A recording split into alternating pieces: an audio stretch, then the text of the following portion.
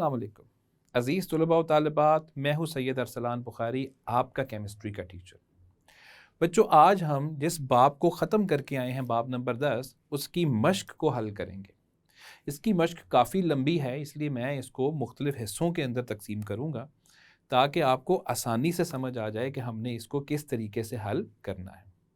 तो चलें, चलते हैं मश्क की तरफ और आपको बताते हैं कि इसके सवालात के जवाबात आपने किस तरह देने हैं। जी, तो अज़ीज़ तलबा, आपसे मुलाकात हो रही है इस मश्क के तीसरे हिस्से के अंदर, जिसके अंदर हम लोग अब 12वें सवाल से आगे चलेंगे। तो चलते हैं 12वें सवाल की तरफ, जिसमें पूछा जा रहा है कि सॉल्ट्स की 5 अहम खसूसियात बयान करें।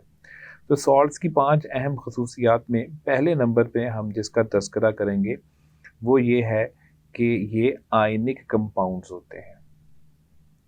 ठीक है, ये हमने बड़ी तफसील में पढ़ा था कि ये आयनिक कंपाउंड्स होते हैं। दूसरी बात, ये न्यूट्रल होते हैं, इनके ऊपर किसी किस्म का कोई चार्ज नहीं होता। अगरचे वो पॉजिटिव और नेगेटिव आयन से मिलकर बने हैं, लेकिन फिर भी ये ओवरऑल कुल मिला के ये न्यूट्रल होते हैं। इसके अलावा हमने देखा था कि ये पानी में हल हो जाते हैं ज़्यादातर। चूँकि आयनिक कंपाउंड्स हैं तो ज़्यादातर पानी में हल हो जाते हैं। इसके अलावा अगर हम बात करें तो कुछ ऐसे सॉल्ट्स हैं कि जिनमें वाटर ऑफ क्रिस्टलाइजेशन पाया जाता है। अच्छा, ये वाटर ऑफ क्रिस्टलाइजेशन के बारे में बच्चों मैंने आपको बताया था कि इसमें इसकी इतनी अहमियत है कि इसकी वजह से सॉल्ट्स की जो है वो हमें कुछ ख़ास किस्म की साख्त भी नज़र आती है। चूँकि बच्चों ये आयनिक कंपाउंड्स हैं तो इनके जो मेल्टिंग पॉइंट है ना वो हाई होते हैं। तो इनके जो मेल्टिंग पॉइंट्स हैं वो ज़्यादा होते हैं आमतौर पे। जैसे सोडियम क्लोराइड की अगर हम बात करें तो सोडियम क्लोराइड जो है मैं सिर्फ आपको एक मिसाल देता हूँ और आपको अंदाज़ा हो जाएगा। सोडियम क्लोराइड एक आयनिक कंपाउंड भी है, वो न्यूट्रल भी है, वो पानी में हल भी हो जाता है और उसका मेल्टिंग पॉइंट भी ज़्यादा है। ठीक है, सोडियम क्लोराइड की अगर मैं बात करूँ। इसके अलावा अगर हम बात करते हैं कैल्शियम सल्फेट की, ठीक है, मैं यहाँ पे लिख देता हूँ कि कैल्शियम का सल्फेट। तो कैल्शियम सल्फेट आयनिक कंपाउंड भी है, वो न्यूट्रल भी है, वो पानी में बहुत ज़्यादा तो नहीं लेकिन अलबत्ता हल हो जाता है, वाटर ऑफ क्रिस्टलाइजेशन भी रखता है, मेल्टिंग पॉइंट भी ज़्यादा, तो उसमें ये सारी खसूसियात हमें नज़र आ जाती हैं। तो कमो बेश ये सारी की सारी खसूसियात हमें सॉल्ट्स के अंदर नज़र आ जाती हैं। अब आते हैं जी 13वें नंबर के सवाल पे, जिसमें है पानी से सोल्यूबल सॉल्ट्स कैसे हासिल किए जाते हैं। तो सोल्यूबल सॉल्ट्स का मतलब क्या है कि वो पानी में हल हो गए हैं। ठीक है, और याद रखिएगा अगर कोई चीज़ पानी में हल हो जाए तो हमारे पास एक ही हल बचता है कि हम उसकी फिर क्रिस्टलाइजेशन कर लें। ठीक है, हम उसकी क्रिस्टलाइजेशन करते हैं। जब हम उसकी क्रिस्टलाइजेशन करते हैं तो हलशुदा चीज़ें जो होती हैं वो क्रिस्टलाइजेशन से निकल आती हैं। जो गैर हलशुदा चीज़ें हैं वो फिल्ट्रेशन से अलग हो जाती हैं, लेकिन जो हलशुदा चीज़ें हैं उसकी हमें क्रिस्टलाइजेशन करनी पड़ती है। एक तो हमारे पास ये तरीका है, एक दूसरा तरीका है, और वो क्या है? वो है इवेपोरेशन।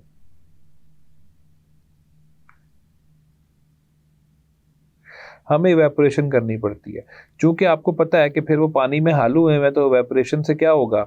जो पानी है उसके तो बुखारात बन जाएंगे। तो पानी जो है वो बुखारात में तब्दील हो जाएगा और सॉल्ट पीछे रह जाएगा। एक तो ये तरीका है। दूसरा तरीका क्रिस्टलाइजेशन का है, और उसमें जो सॉल्ट है वो क्रिस्टल्स की सूरत में हासिल हो जाते हैं।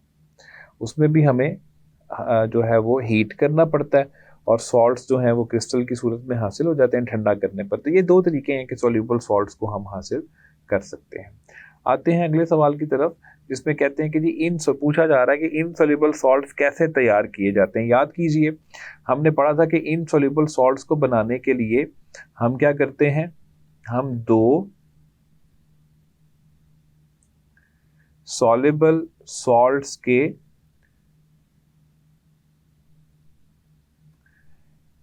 एक्वस सॉल्यूशंस लेते हैं, ठीक है, उनका आपस में रिएक्शन करवाते हैं। तो दो सॉल्युबल सॉल्ट्स के एक्वस सॉल्यूशन का रिएक्शन करवाते हैं।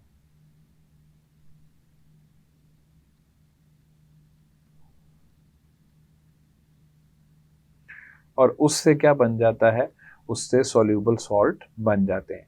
इसमें याद कीजिए मैंने आपको मिसाल दी थी, मैंने कहा था जितने भी क्लोराइड्स होते हैं ना वो पानी के अंदर हल हो जाते हैं, ठीक है।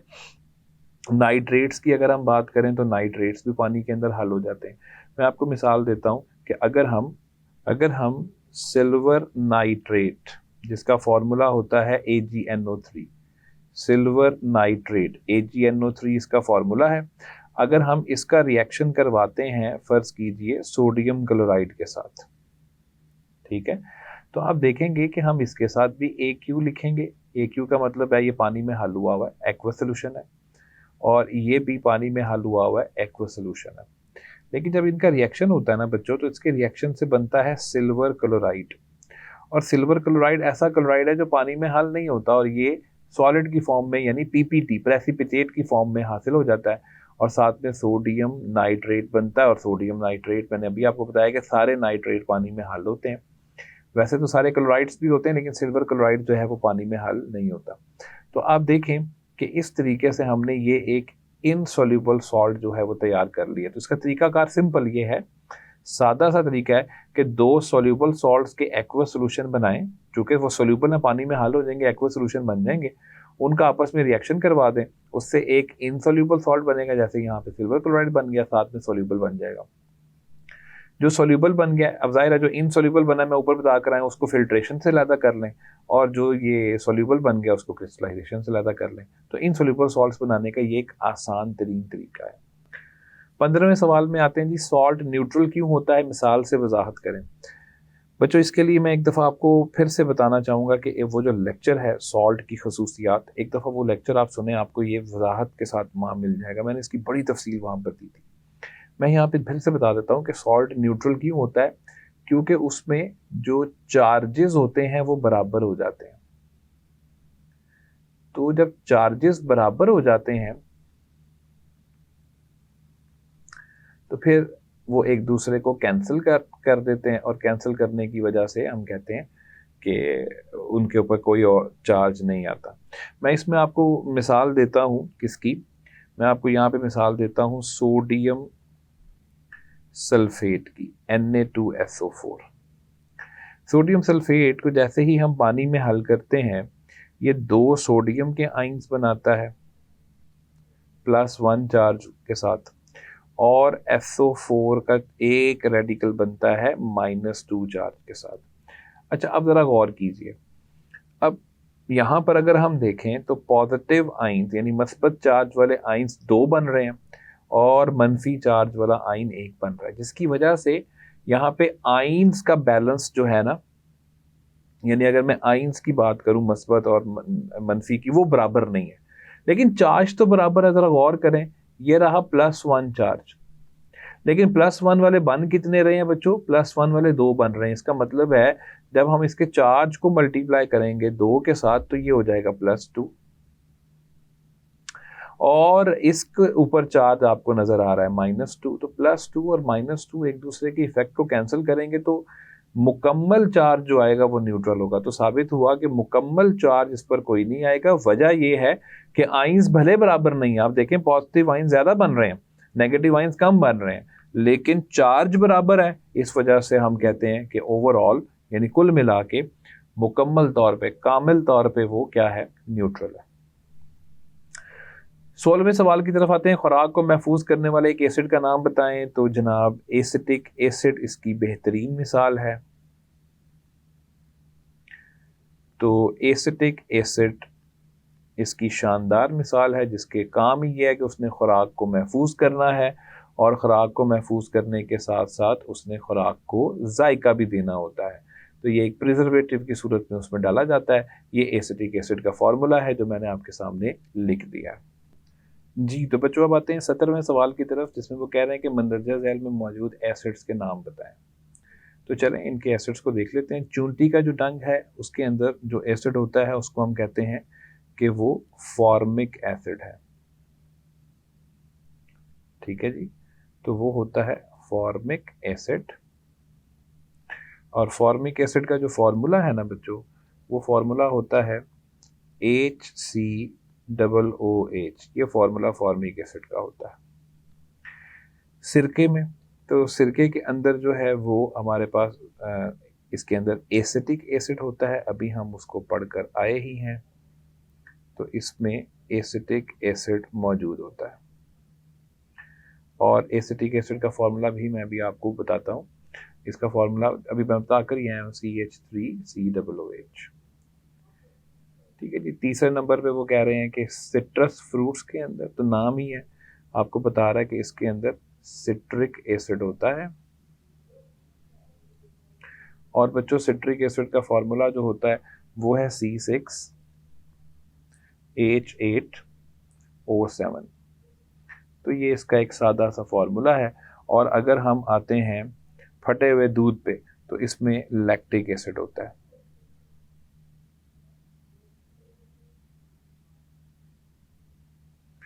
तो इसमें बच्चों लैक्टिक एसिड पाया जाता है, और लैक्टिक एसिड का फॉर्मूला होता है C3H6O3। तो ये मैंने इनके फॉर्मूले भी आपको साथ ही बता दिए। तो बच्चों आते हैं 18वें सवाल पे। वो कह रहे हैं कि आप कैसे वजाहत कर सकते हैं कि PbOHNO3 लेड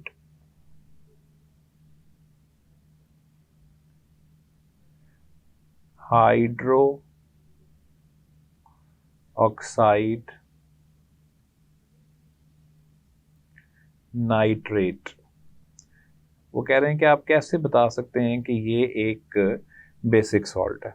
तो ये भी हम पढ़ कर आए हैं कि बच्चों इसके अंदर हमें वाज़े तौर पे नज़र आ रहा है कि ये देखें PbOH, तो एक OH है ना। तो अगर उसके अंदर एक OH है तो आप समझ सकते हैं कि अगर आप इसका रिएक्शन करवा देते हैं किसी एसिड के साथ, फर्ज करें हम HCl के साथ, बल्कि यहाँ पे हमें सॉल्ट एसिड सेम रखना पड़ेगा, HNO3 के साथ अगर हम इसका रिएक्शन करवा देते हैं, तो अब आप खुद देखें कि यहाँ पे OH है और यहाँ पे H है। तो ये आसानी क्या कर सकते हैं, आपस में एक दूसरे को एक्सचेंज कर सकते हैं ना।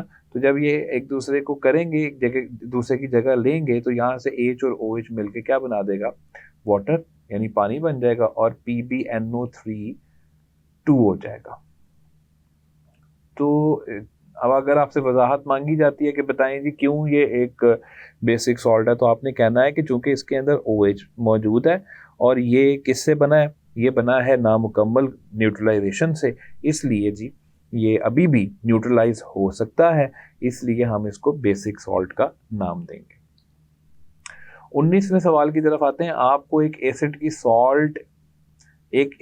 सॉल्ट की ज़रूरत है, आप इसे कैसे बना सकते हैं। यानी हमने क्या बनाना है, हमें टास्क दिया जा रहा है कि एसिडिक सॉल्ट बनाएं, आप इसको कैसे बना सकते हैं। तो एसिडिक सॉल्ट बनाने के लिए बच्चों सबसे पहले तो हमें क्या चाहिए होता है, हमें एक ऐसा एसिड चाहिए जो कि कम से कम डाई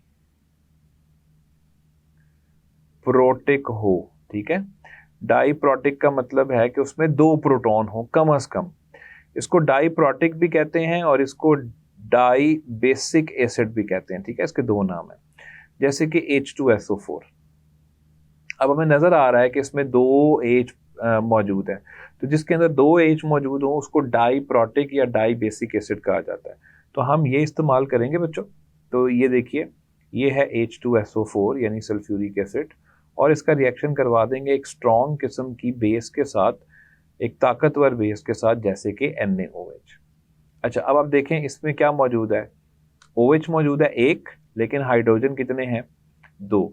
तो एक हाइड्रोजन जो है वो रह जाएगा, बन जाएगा NaHSO4 यानी सोडियम बाइसल्फेट, और साथ में पानी बन जाएगा। तो इस तरह ये एक एसिडिक सॉल्ट बन जाएगा। और इसकी निशानी क्या है, निशानी ये है कि इसके अंदर अभी भी H मौजूद है, और ये अभी मज़ीद आयोनाइजेशन या मज़ीद न्यूट्रलाइजेशन कर सकता है, इसलिए हम कहते हैं कि ये एक बेसिक सॉल्ट बन गया। तो बेसिक सॉल्ट बनाने का बड़ा आसान तरीका है कि कम से कम एक डाई प्रोटिक एसिड लें और उसका रिएक्शन एक ताकतवर किस्म की बेस या अल्कली के साथ करवा दें।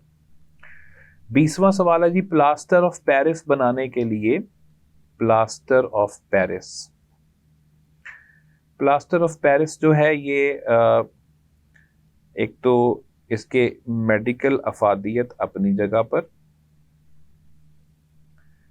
इसके अलावा हमें ये चीज़ों की बिलखसूस हमारी जो कंस्ट्रक्शन होती है ना घरों की, बिल्डिंग्स की, वहाँ पर भी हमारे ये काम आता है, तो ये कंस्ट्रक्शन में भी काम आता है।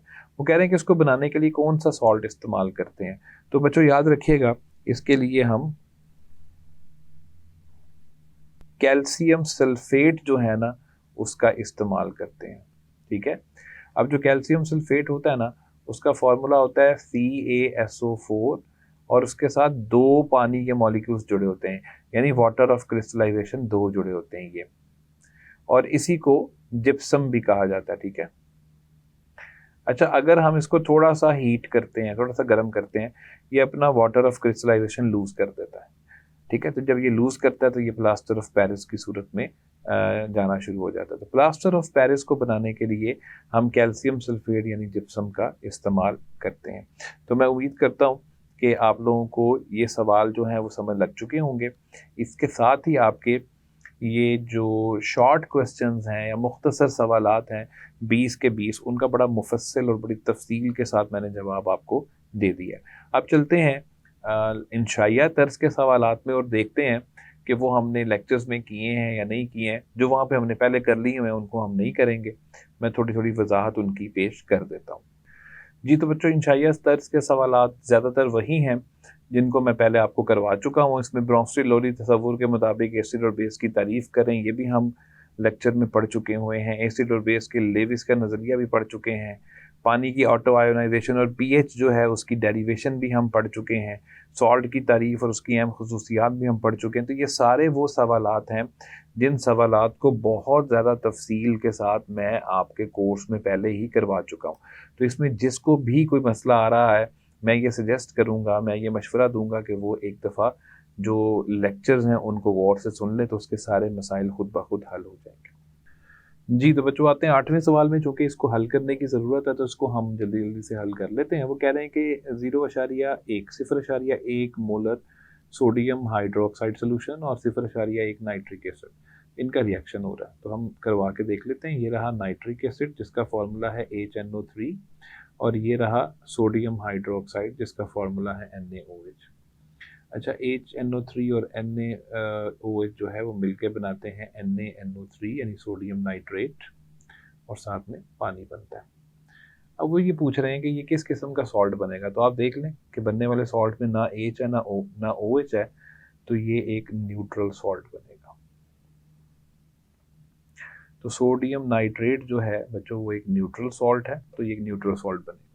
ये रिएक्शन किस किस्म का होगा? जाहिर है ये एक न्यूट्रलाइजेशन रिएक्शन होगा, क्योंकि एसिड और बेस का रिएक्शन है, तो ये एक न्यूट्रलाइजेशन रिएक्शन होगा और इसके नतीजे में सॉल्ट के साथ साथ पानी भी बनेगा। तो ये एक न्यूट्रलाइजेशन रिएक्शन होगा।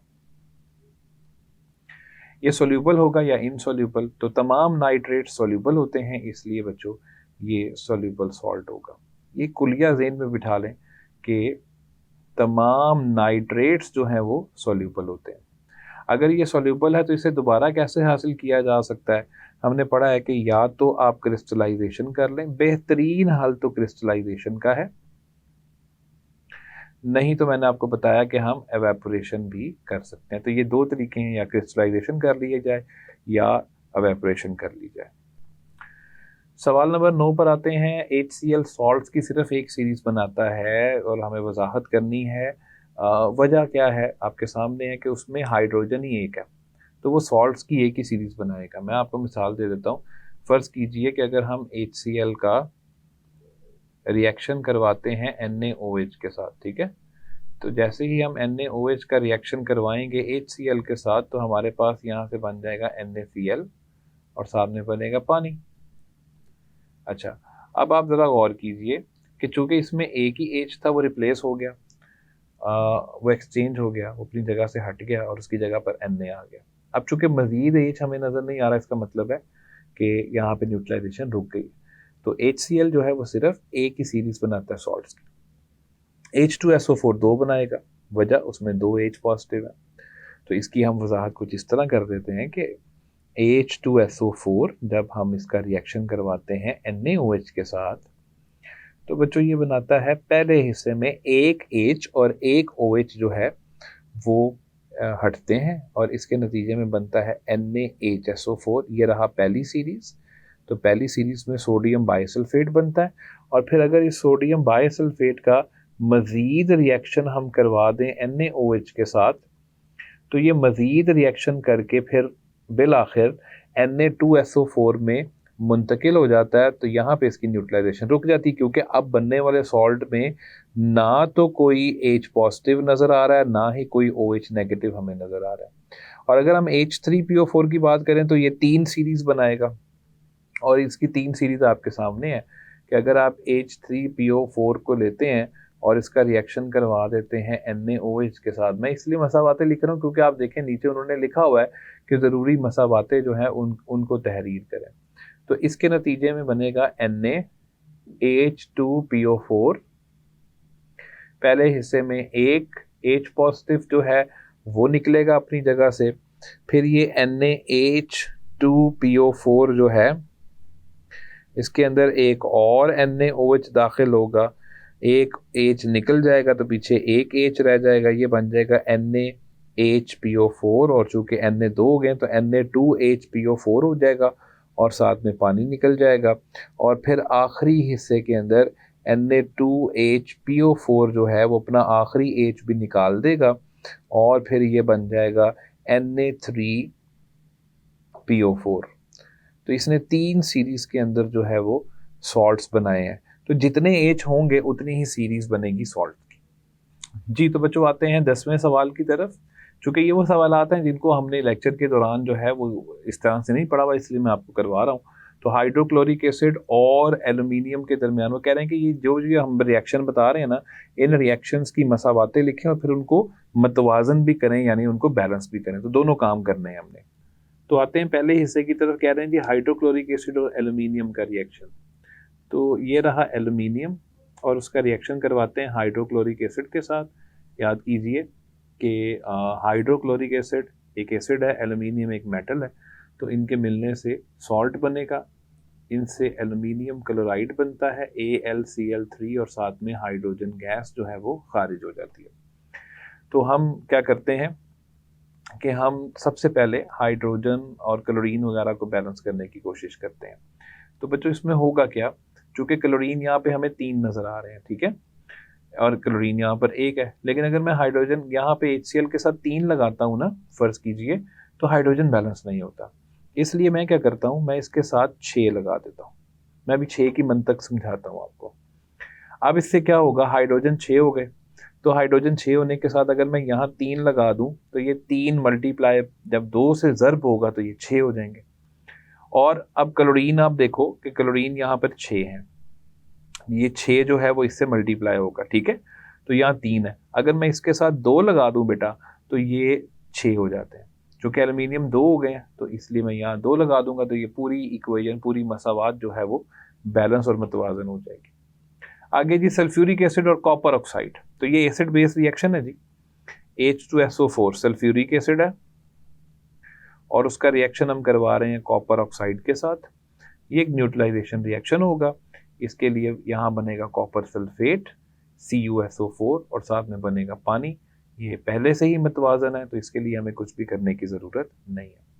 आगे आते हैं जी सोडियम हाइड्रोक्साइड और अमोनियम क्लोराइड। ये बेस का रिएक्शन है जी अमोनियम सॉल्ट के साथ। तो ये हम पीछे पढ़कर आए हैं, देखते हैं कि इससे क्या बनता है। तो सोडियम हाइड्रोक्साइड जिसका फॉर्मूला है NaOH और इससे बनता है ammonium chloride NH4Cl। Ammonium chloride का फॉर्मूला होता है और देखते हैं कि इससे क्या बनता है। NH4 के ऊपर पॉजिटिव चार्ज आता है, यहाँ से OH के ऊपर नेगेटिव चार्ज आता है। ये अमोनियम हाइड्रोक्साइड बनेगा। लेकिन अमोनियम हाइड्रोक्साइड जो है ना, वो जब हम थोड़ा सा इसको गर्म करते हैं ना तो वो टूट के अमोनिया के अंदर मुंतकिल हो जाता है। तो पहले हम रिएक्शन को मुकम्मल करते हैं। इससे बनेगा NaCl सोडियम क्लोराइड साथ में बनेगा अमोनिया NH3 और साथ में बनेगा पानी। तो ये मसावात भी पहले से ही मतवाजन है, इसके लिए हमें कुछ भी करने की ज़रूरत नहीं। चौथे नंबर पे आते हैं कि सोडियम हाइड्रोक्साइड और फेरिक क्लोराइड। तो सोडियम हाइड्रोक्साइड का ये फॉर्मूला आ गया। अच्छा, अब इसमें लफ्ज़ है फेरिक। बच्चों याद रखिएगा, फेरिक का लफ्ज़ तब आता है जब आयरन के ऊपर चार्ज आता है +3। तो जब आयरन पे +3 चार्ज आता है ना, तो हम कहते हैं ये फेरिक है। तो फेरिक क्लोराइड का मतलब है ये FeCl3 होगा, ठीक है। तो ये FeCl3 होगा और हम इसका रिएक्शन करवाएंगे तो इससे बनेगा FeOH होल थ्राइस। अब बच्चे सोचेंगे कि सर आपने क्यों 3 OH लगा दी? तो बच्चे इसके ऊपर चार्ज ही +3 है, तो +3 का मतलब है कि 3 OH लगेंगे ना, क्योंकि OH के ऊपर -1 चार्ज होता है, ठीक है। और यहाँ पे जाहिर है ये हो गया और साथ में NaCl बनेगा। तो ये एक मसावात जो है वो मुकम्मल हो गई है। बैलेंस कर लेते हैं इसको। क्लोरीन हमें यहाँ पे 3 नज़र आ रहे हैं, ठीक है, और यहाँ पे सिर्फ जो है वो 1 है। तो अगर हम यहाँ पे 3 लगा दें तो ये वाला हिस्सा तो बैलेंस हो गया। अब सोडियम पे 3 हो जाते हैं, तो अगर हम यहाँ पे 3 लगाते हैं तो ये पूरी मसावात क्या हो जाती है? बैलेंस और मतवाजन हो जाती है। तो बच्चों ये था आपके पास 10वां इंशाइया तर्ज का सवाल, जिसमें से बहुत सारे हम टॉपिक्स में पढ़ चुके हैं, लेकिन मैंने ये वाले मुनासिब समझे कि मैं आपको खुद ये सॉल्व करवा दूं। मुझे उम्मीद है कि इसकी आपको समझ आ चुकी होगी। इसके साथ ही आपकी मश्क वाला ये वाला हिस्सा मुकम्मल हो गया। अब एक हिस्सा सिर्फ बाकी रह गया, जिसके अंदर हम लोग बड़ी तफसील के साथ न्यूमेरिकल्स को कैसे हल करना है उसको पढ़ेंगे। तो चलें अगले हिस्से की तरफ चलते हैं, जिसमें हम न्यूमेरिकल्स को पढ़ेंगे। जी तो बच्चों, आज हमने मश्क को हल किया है बाब नंबर 10 की, और हमने देखा कि काफ़ी लंबी थी, लेकिन बहरहाल एक दफ़ा दोबारा हमने पूरे बाब को फिर से कर लिया। मुझे उम्मीद है कि आपको इसकी समझ आ चुकी होगी। अपना ख्याल रखें। अल्लाह हाफिज़।